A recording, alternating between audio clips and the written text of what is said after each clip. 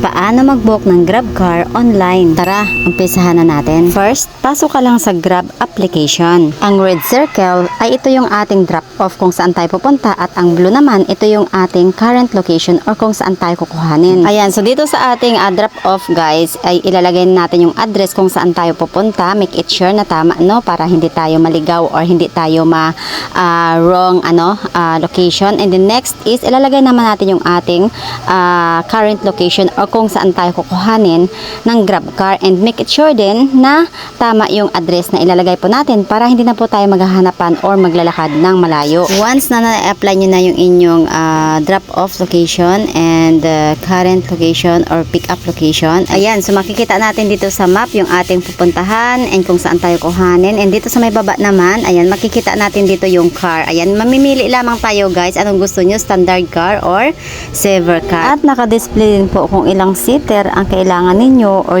kung ilan ang sasakay at ang estimated price or naka-display na yung inyong babayaran. At sa my page na ito guys ay makikita na natin yung ating order na connecting na sa driver, no?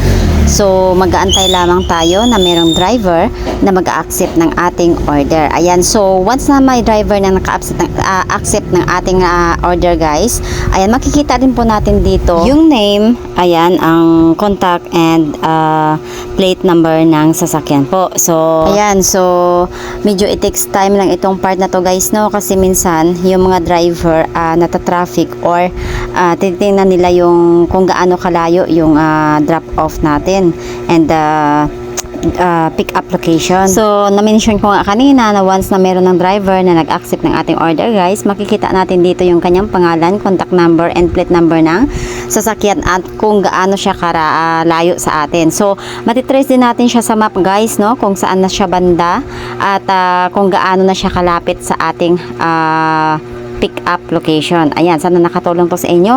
And of course, kung oo, please don't forget to hit like, subscribe, and share sa ating video. Additional tips, kung ikaw ay senior citizen, ayan, PWD, ayan, don't forget to bring your ID para ma-present nyo po sa Grab car or Grab driver para makakuha kayo ng discount.